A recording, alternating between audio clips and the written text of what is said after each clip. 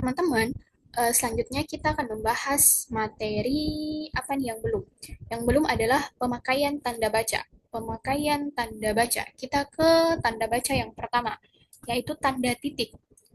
Oke, ada beberapa syarat penggunaan tanda titik. Yang pertama, tanda titik dipakai pada akhir kalimat pernyataan.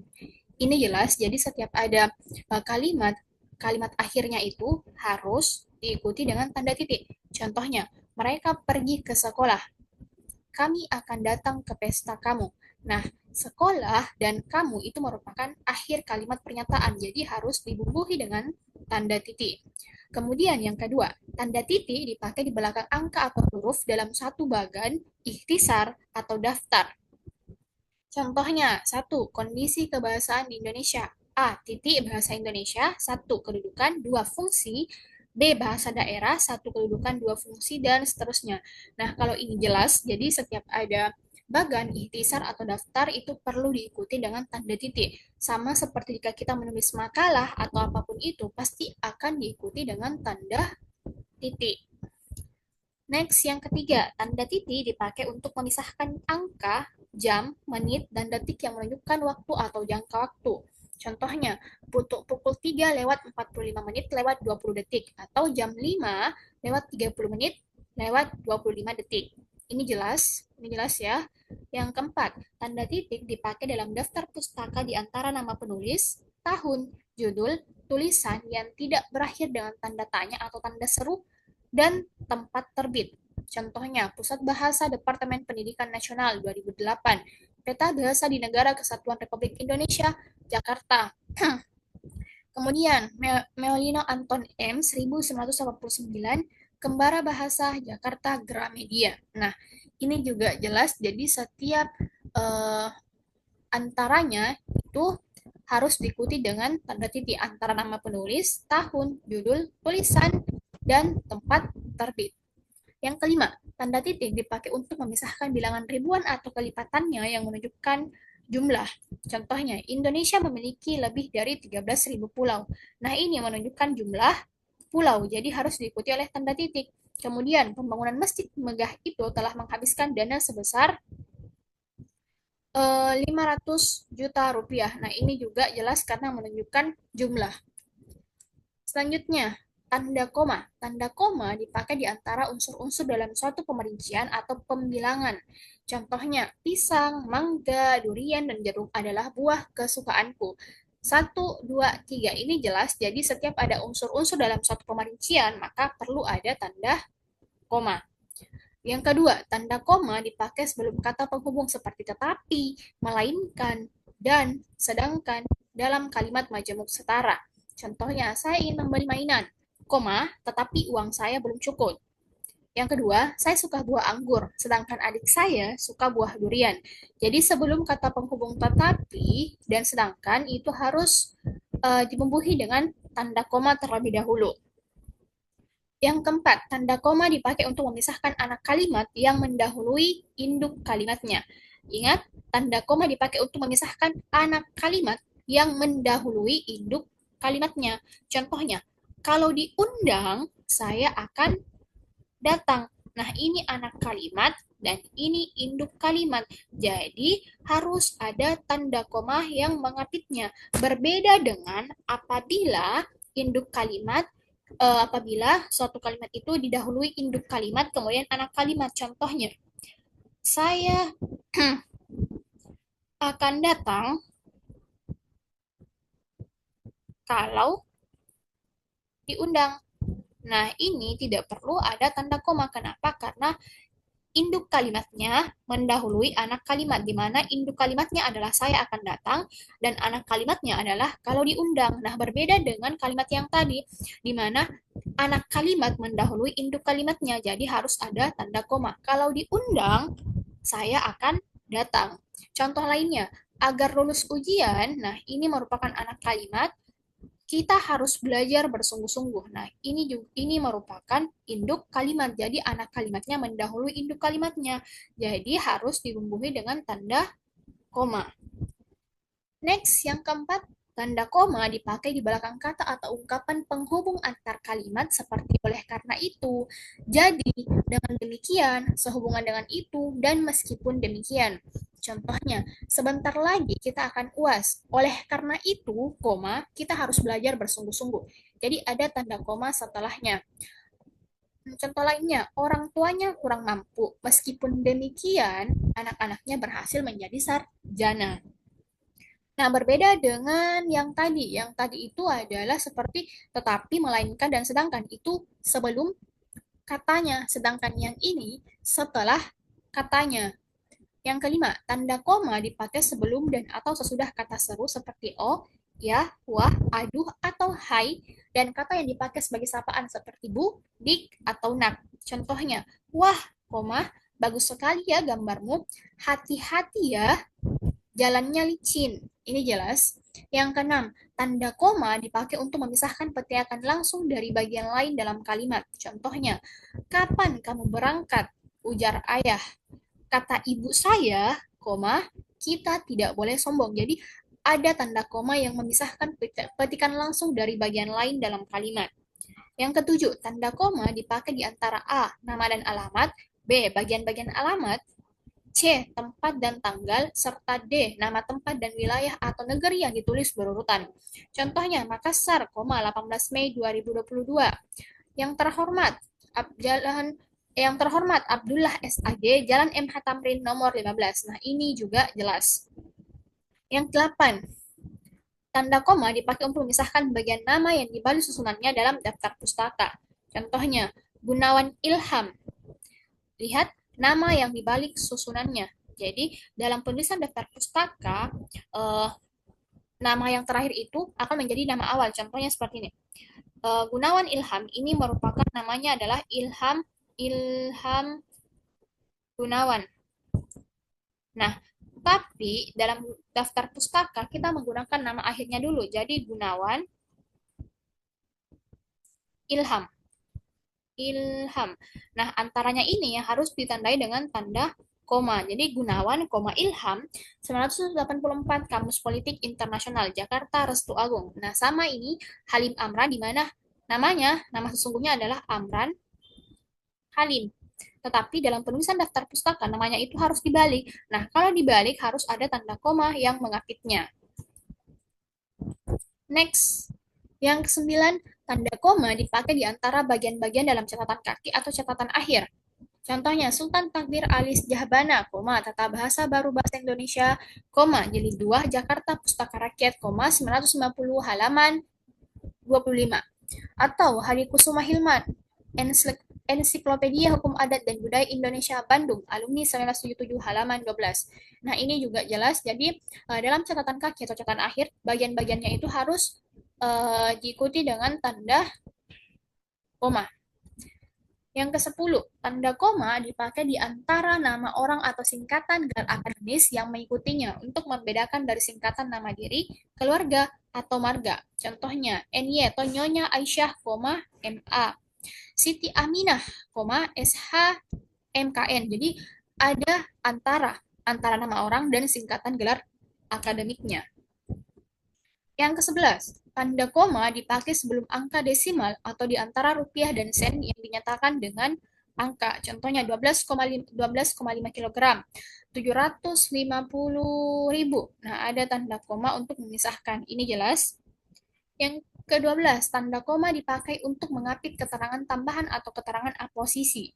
Contohnya, di kota kami, misalnya, masih banyak saluran air yang belum dipakai. Di kota kami, misalnya. Nah, ini merupakan tanda koma untuk mengapit keterangan tambahan atau keterangan aposisi agar kalimatnya terdengar lebih padu atau tidak ambigu.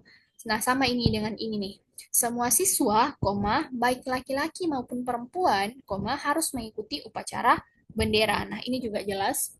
Yang ke-13, tanda koma dipakai di belakang keterangan yang terdapat pada awal kalimat untuk menghindari salah baca atau salah pengertian. Contohnya, atas perhatian saudara, kami ucapkan banyak terima kasih. Dalam pengembangan bahasa, kita dapat memanfaatkan bahasa daerah. Nah, ini juga jelas kita menggunakan tanda koma untuk menghindari salah baca atau salah pengertian. Nah, selanjutnya kita beralih ke tanda titik koma. Tanda titik koma dipakai sebagai pengganti kata penghubung untuk memisahkan kalimat setara yang satu dari kalimat setara yang lain di dalam kalimat menyebut. Contohnya, ayah menyelesaikan pekerjaan, ibu membuat kue, adik mengerjakan tugas. Nah, ini semua tanda titik komanya pengganti kata penghubung. Kenapa? Karena setiap kalimat ini memiliki makna yang setara. Jadi bisa kita ganti dengan tanda titik koma untuk mengapitnya. Ayah menyelesaikan pekerjaan, ibu membuat kue, adik mengerjakan tugas. Nah, itu semua merupakan kalimat yang setara. Ini juga nih, hari sudah malam, tapi anak-anak masih bermain gadget. Nah, itu kata penghubungnya bisa diganti menjadi tanda titik koma. Yang kedua, tanda titik koma dipakai pada akhir perincian yang berupa klausa. Contohnya, syarat penerimaan pegawai di lembaga ini adalah satu, berkewarganegaraan Indonesia, berijazah sarjana S1, dan berbadan sehat. Jadi, apabila ada perincian yang berupa klausa, maka harus diikuti dengan tanda titik koma. Yang ketiga, tanda titik koma dipakai untuk memisahkan bagian-bagian pemerincian dalam kalimat yang sudah menggunakan tanda koma. Contohnya, ibu membeli buku, pensil, dan pulpen, baju, celana, sepatu, pisang, apel, dan jeruk. Nah, ini semua kita lihat, buku, pensil, dan pulpen, baju, celana, sepatu, pisang, apel, dan jeruk. Nah, ini semua merupakan kalimat pemerincian yang berbeda-beda, di mana buku pensil pulpen ini adalah alat tulis, baju, celana, dan sepatu adalah pakaian, dan pisang, apel, jeruk adalah buah. Nah, ini semua pemerincian. Maka perlu ada tanda titik koma yang mengapitnya. Next, kita beralih ke tanda titik dua. Syarat yang pertama, tanda titik dua dipakai pada akhir suatu pernyataan lengkap yang diikuti pemerincian atau penjelasan. Contohnya, mereka memerlukan perabot rumah tangga seperti kursi, meja, dan lemari. Nah, itu bisa kita ganti menjadi tanda titik dua. Yang kedua, hanya ada dua pilihan bagi para pejuang kemerdekaan, yaitu hidup atau mati. Yang kedua, tanda titik dua dipakai sesudah kata atau ungkapan yang memerlukan perincian. Contohnya, Ketua Ahmad Wijaya, Sekretaris Siti Ariyanti, Bendahara Aulia Arimbi, atau narasumber Profesor Dr. Rahmat Effendi, Pemandu Abdul Ghani M. Hum, pencatat Sri Astuti Amelia SPD. Nah, ini jelas ya. Yang ketiga, tanda titik dua dipakai dalam naskah drama sesudah kata yang menunjukkan pelaku dalam percakapan. Contohnya, ayah, kapan kita berangkat nak? Ayah ini artinya ayah yang mengatakan bahwa kapan kita berangkat nak? Ini juga Nisa, Nisa mengatakan besok pagi ayah. Nah, ini harus diapit oleh tanda titik dua untuk menjelaskan bahwa yang mengatakan ini adalah ayah atau Nisa. Yang keempat, tanda titik dua dipakai di antara A, jilid atau nomor dan halaman, B, surat dan ayat dalam kitab suci, C, judul dan anak judul suatu karangan, serta D, nama kota dan penerbit dalam daftar pustaka. Contohnya, surat Al-Baqarah, surah kedua, ayat ke-255 hingga 257. Ini jelas. Pedoman umum pembentukan istilah, Jakarta Pusat Bahasa. Ini juga jelas. Next ke tanda hubung. Tanda hubung dipakai untuk menandai bagian kata yang terpenggal oleh pergantian baris. Contohnya, di samping cara lama, diterapkan juga cara baru. Jadi apabila kita menulis atau mengetik di mana kita sudah sampai pada ujung kertas dan katanya tidak sampai, maka kita perlu mengapitnya dengan tanda hubung untuk membuktikan bahwa kalimatnya itu katanya itu masih nyambung. Ini juga sama. Kini ada cara yang baru untuk mengukur panas. Yang kedua, tanda hubung dipakai untuk menyambung unsur kata ulang. Seperti anak-anak, kemerahan, contoh lainnya seperti kupu-kupu, kura-kura, dan lain sebagainya. Ini juga jelas. Yang ketiga, tanda hubung dipakai untuk menyambung tanggal, bulan, dan tahun yang dinyatakan dengan angka atau menyambung huruf dalam kata yang dieja satu persatu. Contohnya tanggal 5 bulan 12 2020 atau manusia, di mana ini merupakan bentuk ejaan, jadi perlu ada tanda hubung. Next, yang keempat, tanda hubung dipakai untuk memperjelas hubungan bagian kata atau ungkapan. Contohnya 23 per 25. Nah, ini kalau kita ingin memperjelas, maka setiap katanya harus ada tanda hubung. Ini juga berevolusi. Yang kelima, tanda hubung dipakai untuk menandai bentuk terikat yang menjadi objek bahasan. Akhiran, isasi, pada kata betonisasi sebaiknya diubah menjadi pembetonan. Nah, ini menandai bentuk tarikat yang menjadi objek bahasan. Akhiran isasi pada kata betonisasi. Contoh ini juga nih, kata pasca berasal dari bahasa Sanskerta. Ini juga jelas ya. Yang keenam, tanda hubung dipakai untuk merangkai se dengan kata berikutnya yang dimulai dengan huruf kapital. Contohnya se-Indonesia, se-Jawa Barat. Ini jelas. Kemudian yang B, ke dengan angka. Peringkat kedua, ketiga, keempat, dan seterusnya. Kemudian yang C, angka dengan akhiran an. Contohnya 1950-an, tahun 2000-an. Ini juga jelas. Yang D, kata atau imbuhan dengan singkatan yang berupa huruf kapital. Hari H, sinar X ber-KTP di-SK-kan. Ini juga jelas. Yang ke E, kata dengan kata ganti Tuhan. Contohnya ciptaannya atas rahmatmu. Nah, katanya dan mu ini merupakan kata ganti Tuhan. Jadi harus ada kata penghubung di sebelumnya. Kemudian F, huruf dan angka. Contohnya D3, S1, S2, dan G, kata ganti ku, mu, dan nya dengan singkatan yang berupa huruf kapital. KTP-mu, SIM-nya, STNK-ku. Ini juga jelas. Nah, yang ketujuh, tanda hubung dipakai untuk merangkai unsur bahasa Indonesia dengan unsur bahasa daerah atau bahasa asing. Contohnya, si kampung dalam bahasa Bugis itu artinya sekampung. Sorry, ini tanda hubung ya, bukan tanda sama dengan. Kemudian ini nih, merikau, melakukan penarikan kembali. Jadi karena ini merupakan bahasa asing, ada tanda hubung yang mengapitnya. Next, tanda pisah. Yang pertama, tanda pisah dipakai untuk membatasi penyisipan kata atau kalimat yang memberi penjelasan di luar bangun kalimat. Contohnya, kemerdekaan bangsa itu saya yakin akan tercapai. Keberhasilan itu dapat dicapai jika kita mau berusaha keras. Jadi ada tanda pisah yang membatasi penyisipan kata atau kalimat yang memberi penjelasan di luar bangun kalimat itu. Yang kedua, tanda pisah dipakai untuk menegaskan adanya keterangan aposisi atau keterangan yang lain. Contohnya, Soekarno-Hatta, sang proklamator kemerdekaan Indonesia. Nah, Soekarno-Hatta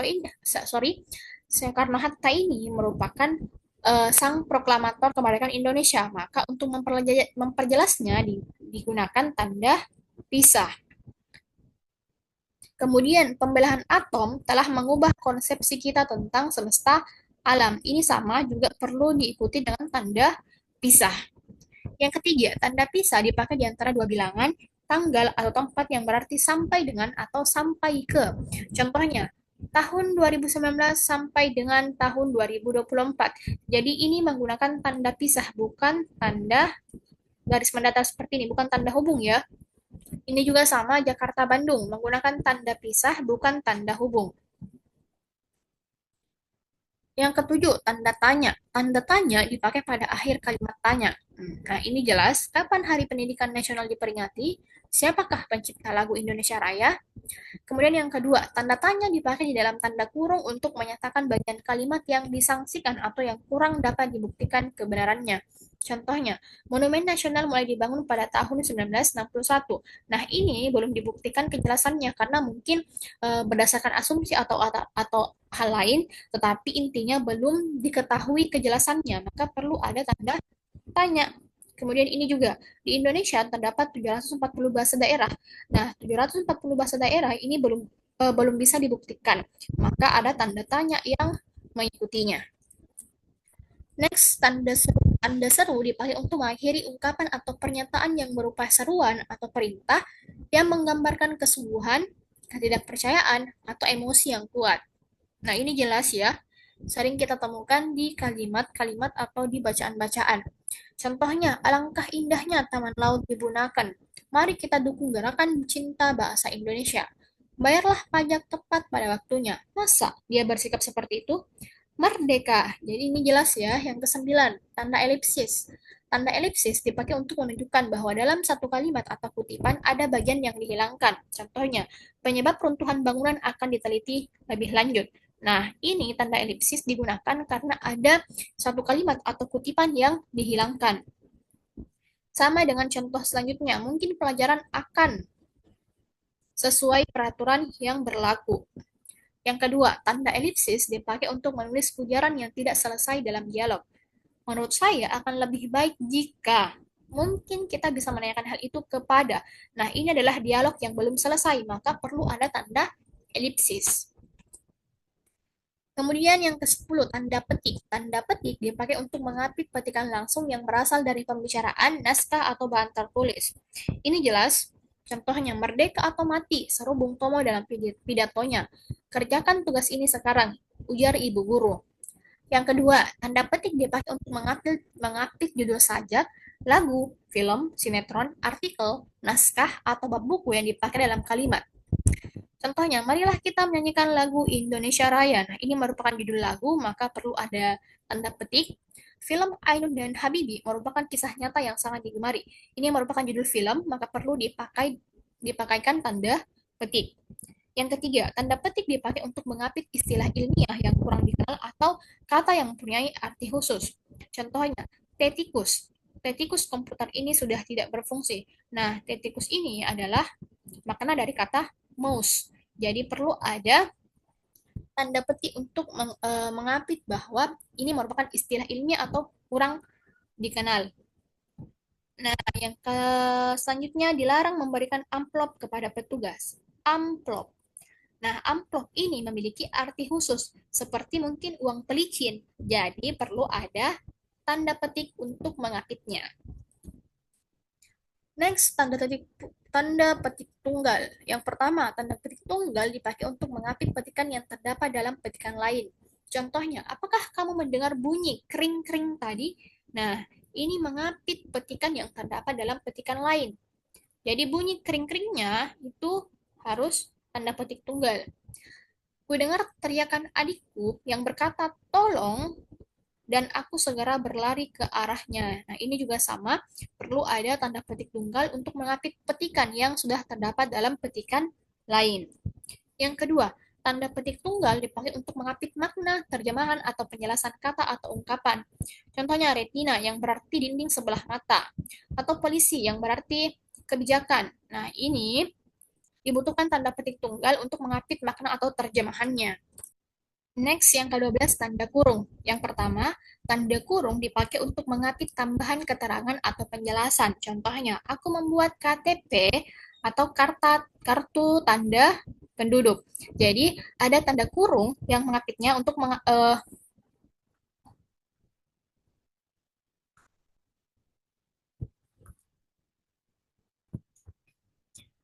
Next, tanda kurung. Nah, yang pertama, tanda kurung dipakai untuk mengapit tambahan keterangan atau penjelasan. Contohnya, aku akan membuat KTP, yang mana KTP adalah kartu tanda penduduk, maka perlu diapit dengan tanda kurung untuk memperjelas bahwa KTP adalah kartu tanda penduduk. Nah, sama dengan lokakarya atau workshop itu kan diadakan di Bandung. Nah, lokakarya atau workshop ini kan memiliki arti yang sama, jadi perlu ada keterangan tambahan. Perlu ada tanda kurung untuk mengapitnya bahwa workshop merupakan nama lain dari lokakarya. Yang kedua, tanda kurung dipakai untuk mengapit keterangan atau penjelasan yang bukan bagian utama kalimat. Contohnya, sajak Tranggono yang berjudul Ubud, di mana kata Ubud ini adalah nama tempat yang terkenal di Bali. Keterangan itu, lihat tabel 10 menunjukkan arus perkembangan baru pasar dalam negeri. Nah, ini juga jelas untuk mengapit keterangan atau penjelasan yang bukan dari bagian utama kalimat. Yang ketiga, tanda kurung dipakai untuk mengapit huruf atau kata yang keberadaannya di dalam teks dapat dimunculkan atau dihilangkan. Contohnya, saya berangkat ke kantor menggunakan Transjakarta. Nah, secara umum kita tahu bahwa Transjakarta merupakan sebuah bus. Jadi tanpa ada bus, tanpa ada kata bus, sebenarnya kita sudah mengetahui bahwa Transjakarta merupakan bus. Jadi sebenarnya kata bus ini perlu dihilangkan. Nah, maka dari itu kita bisa menggunakan tanda kurung untuk kata bus ini. Sama dengan ini, saya berasal dari Makassar atau saya berasal dari kota Makassar. Nah, ini juga kata kota dapat dimunculkan atau dapat dihilangkan karena secara umum kita tahu bahwa Makassar adalah nama kota atau nama daerah. Jadi, kata kotanya perlu kita gunakan tanda kurung. Yang keempat, tanda kurung dipakai untuk mengapit huruf atau angka yang digunakan sebagai penanda perincian. Contohnya, faktor produksi menyangkut A. Bahan baku, B. Biaya produksi, dan C. Tenaga kerja. Ini juga jelas sebagai pemerincian. Nah, yang ke-13, tanda kurung siku. Tanda kurung siku dipakai untuk mengapit huruf, kata, atau kelompok kata sebagai koreksi atau tambahan atas kesalahan atau kekurangan dalam naskah asli yang ditulis orang lain. Contohnya, sang sapurba mendengar bunyi gemerisik. Oh, mungkin kata mendengar ini salah. Seharusnya ada tambahan huruf D. Mungkin alasan tipu atau apapun itu, jadi perlu ada tanda kurung siku untuk mengoreksi bahwa katanya itu salah. Nah, sama dengan ini, penggunaan bahasa harus sesuai EYD, harus sesuai EYD. Nah, ini ada kekurangan kata, yaitu kata dengan. Perlu tambahan kata dengan untuk memperjelas kalimatnya. Nah, kalau seperti itu, maka kita perlu menggunakan tanda kurung siku. Yang kedua, tanda kurung siku dipakai untuk mengapit keterangan dalam kalimat penjelas yang terdapat dalam tanda kurung. Contohnya, persamaan kedua proses itu, perbedaannya dibicarakan di dalam bab 2, lihat halaman 35 hingga 38. Nah, jadi dipakai untuk mengapit keterangan atau kalimat penjelas yang terdapat dalam tanda kurung. Contoh lainnya, peraturan baru itu, pengubahan kurikulum sudah termuat dalam Undang-Undang Pasal 35. Next, tanda garis miring. Yang pertama, tanda garis miring dipakai dalam nomor surat, nomor pada alamat, dan penandaan masa 1 tahun yang terbagi dalam 2 tahun takwim. Contohnya, nomor 7 PK 2 2013. Nah, ini merupakan nomor surat, sering kita lihat, jadi diikuti oleh tanda garis miring. Kemudian yang kedua, tahun ajaran 2022-2023. Nah, ini merupakan 1 tahun takwim, tapi terbagi dalam 2 tahun. Sorry, masa 1 tahun yang terbagi dalam 2 tahun takwim. Jadi, perlu ada garis miring. Yang kedua, tanda garis miring dipakai sebagai pengganti kata dan atau serta setiap. Contohnya, mahasiswa-mahasiswi. Nah, tanda garis miring ini pengganti kata dan atau. Contoh lainnya, buku dan atau majalah. Ini juga jelas. Yang ketiga, tanda garis miring dipakai untuk mengapit huruf, kata, atau kelompok kata sebagai koreksi atau pengurangan atas kesalahan atau kelebihan di dalam naskah asli yang ditulis orang lain. Nah, ini sama dengan tanda apa ini tadi? Sama dengan tanda kurung siku. Jadi, untuk mengapit huruf kata atau kelompok kata yang sebagai koreksi atau pengurangan atas kesalahan atau kelebihan, kita bisa menggunakan juga tanda garis miring. Dia menyelesaikan utangnya di bank. Nah, ini kata utangnya sebenarnya tidak diikuti oleh huruf H. Utang dan hutang. Yang benar adalah utang. Nah, kalau kata hutang itu salah. Selanjutnya, buku pengantar linguistik karya Verhard dicetak beberapa kali. Nah, ini linguistik hanya ada satu huruf G, jadi tidak double G. Nah, untuk itu perlu dihilangkan. Maka kita tidak perlu langsung menghilangkannya, tapi kita buat tanda garis miring untuk menandakan bahwa penulisannya salah. Yang ke-15, tanda apostrof. Tanda penyingkat atau tanda apostrof dipakai untuk menunjukkan penghilangan bagian kata atau bagian angka tahun dalam konteks tertentu. Contoh, dia kan kusurati. Kan ini artinya adalah akan. Jadi perlu ada tanda apostrof untuk menyingkat. Kemudian, mereka sudah datang kan? Nah, kan ini berarti bukan. Malam telah tiba. Malam telah tiba. Artinya adalah, katalah ini adalah telah. 17 Agustus 45. Nah, 45 ini berarti 1945. Nah, secara umum, apostrof ini adalah penyingkat. Jadi, setiap ada penyingkat, maka perlu ada apostrof. Nah, berarti kita sudah masuk ke latihan soal. Nah, tadi materinya lumayan banyak, jadi coba kita baca langsung soalnya. Kalimat berikut ini yang ditulis sesuai dengan aturan pembaca. Oke, yang pertama, kita analisis masing-masing opsi jawaban. Saya tidak akan membeli mobil mahal, koma, karena tidak punya uang. Apakah pemakaian tanda koma ini sudah tepat? Oke, kita lihat, kita kembali ke materi tanda koma. Ini ada di mana nih? Nah, ini ada di bagian ketiga. Tanda koma dipakai untuk memisahkan anak kalimat yang mendahului induk kalimatnya. Nah, jadi apabila anak kalimat mendahului induk kalimat, seperti kalau diundang, saya akan datang itu menggunakan tanda koma. Tetapi apabila induk kalimatnya sudah mendahului anak kalimat, contohnya saya akan datang kalau diundang itu tidak perlu tanda koma. Berarti kalau kita lihat, coba kita kembali ke soal ya. Hmm, saya tidak akan membeli mobil mahal karena tidak punya uang. Nah, ini merupakan induk kalimat yang mendahului anak kalimatnya. Jadi tidak perlu ada tanda titik koma kecuali apabila anak kalimatnya mendahului induk kalimat seperti karena tidak punya uang, koma, saya tidak akan membeli mobil mahal. Nah, ini merupakan sebuah kalimat di mana anak kalimatnya yaitu karena tidak punya uang mendahului induk kalimatnya yaitu saya tidak akan membeli mobil mahal. Nah, kalau seperti ini bentuk kalimatnya maka perlu ada tanda koma. Berbeda dengan opsi yang A di mana opsi yang A itu adalah induk kalimatnya mendahului anak kalimatnya. Jadi tidak perlu ada tanda koma. Berarti opsi yang A salah. Opsi yang B, oleh karena itu saya harus rajin menabung. Nah, di sini ada kekurangan tanda koma. Di mana? Ada yang bisa tebak? Oke, kita kembali ke materi tanda koma. Ini ada di bagian mana nih? Nah, di sini nih, yang keempat. Tanda koma dipakai di belakang kata atau ungkapan penghubung antar kalimat seperti oleh karena itu, jadi dengan demikian, sehubungan dengan itu, dan meskipun demikian. Perhatikan, oleh karena itu harus diikuti tanda koma setelah katanya. Berarti kalau seperti itu, di opsi yang B ini, oleh karena itu, koma, saya harus rajin menabung. Jadi ada tanda koma setelah kata oleh karena itu. Berarti opsi yang B salah. Opsi yang C, saya suka makan buah apel, mangga, dan jeruk.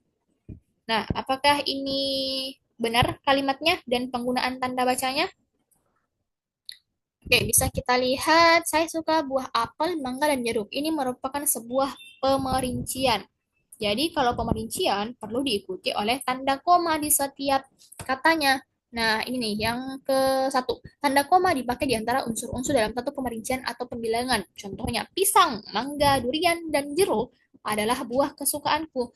Nah, ini sama dengan opsi yang C tadi. Ini merupakan kalimat pemerincian, maka di setiap unsur katanya perlu ada tanda koma. Jadi saya suka buah apel, koma, mangga, koma, dan jeruk. Berarti opsi yang C ini juga salah penggunaannya. Yang D, malam semakin larut. Tanda titik koma, pekerjaannya belum selesai juga. Apakah ini benar? Kita ke materi tanda titik koma. Nah, ini nih. Ini ada di syarat yang pertama. Tanda titik koma dipakai sebagai pengganti kata penghubung untuk memisahkan kalimat yang kalimat yang setara yang satu dari kalimat setara yang lainnya di dalam kalimat majemuk. Contohnya, ayah menyelesaikan pekerjaan, ibu membuat kue, adik mengerjakan tugas. Hari sudah malam, anak-anak masih bermain gadget. Nah, ini sama bentuk kalimatnya dengan opsi yang D. Jadi perlu ada tanda titik koma untuk mengapitnya. Kalau seperti itu, opsi yang D sudah benar.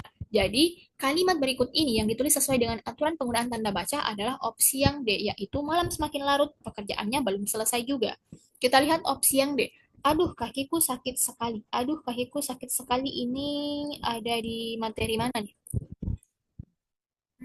Coba kita cari. Nah, yang kelima, tanda koma dipakai sebelum dan atau sesudah kata seru seperti oh, ya, wah, aduh, aduh, atau hai dan kata yang dipakai sebagai sapaan seperti bu, dik, atau nak. Nah, tadi kita lihat ada kata aduh, berarti setelah kata aduh harus diikuti dengan tanda koma. Jadi penulisannya harus aduh, koma, kakiku sakit sekali. Berarti opsi yang E ini juga salah. Nah, berarti nomor satu sudah benar bahwa jawabannya adalah yang D. Kita lanjut yang kedua. Penggunaan kata penghubung yang tidak tepat terdapat pada kalimat. Kata penghubung. Berarti ini materi tanda hubung. Opsi yang A, Ani menduduki peringkat ke-12. Ini ada di bagian mana nih? Ani menduduki peringkat ke-12. Nah, ini di bagian B. Ke dengan angka. Jadi, apabila ada ke yang diikuti dengan angka, maka perlu ada kata penghubung untuk mengapitnya. Berarti, kita kembali ke soal dulu. Berarti opsi yang A ini sudah tepat penggunaannya. Berarti soal nomor 2, penggunaan kata penghubung yang tidak, yang diminta adalah kata tidak ya. Berarti opsi yang A ini salah, karena opsi yang A sudah benar. Yang B, bulan ini akan diadakan musyawarah gubernur se-Indonesia. Kata penghubung Indonesia. Ini di materi yang ke berapa nih? Yang ke mana ya? Tadi ada sih. Nah, bagian A. Se dengan kata berikutnya yang dimulai dengan huruf kapital. Contohnya se-Indonesia, se-Jawa Barat, se-Sulawesi, se-Jawa Timur, se-Jakarta, dan sebagainya. Berarti opsi yang B ini juga sudah benar. Kalau benar, maka bukan opsi yang E jawabannya. Kemudian yang C, ia harus segera memperpanjang KTP-nya. KTP-nya, coba kita lihat, ini ada di materi mana nih? KTP-nya. Nah, ini nih, bagian G. Kata ganti kemudiannya dengan singkatan yang berupa huruf kapital seperti KTP-mu, SIM-nya, STNK-ku. Berarti opsi yang C ini juga sudah benar penulisannya. Kalau benar, berarti bukan opsi yang C jawabannya. Yang D, anak-anak itu bermain kejar-kejaran di halaman sekolah. Kejar-kejaran di halaman sekolah. Kita lihat ini di bagian yang kedua ya. Tanda hubung dipakai untuk menyambung unsur kata ulang. Jadi apabila ada kata ulang, maka harus digunakan tanda hubung. Nah, kata kejar-kejaran ini merupakan kata ulang, maka penggunaannya sudah tepat. Kalau sudah tepat, berarti bukan D jawabannya. Yang kakek saya lahir pada tahun 1960-an. Nah, ini nih ada kesalahan. Kita lihat di bagian ini nih. Yang C, angka dengan akhiran an, penulisannya adalah tahun 1950-an. Jadi harus ada tanda hubung yang mengapitnya. Kalau seperti itu, maka opsi yang E ini penggunaannya kurang tepat. Harus diganti menjadi 1960-an. Ini penulisan yang benar. Jadi, penggunaan kata penghubung yang tidak tepat terdapat pada kalimat kakek saya lahir pada tahun 1960-an. Opsi yang E.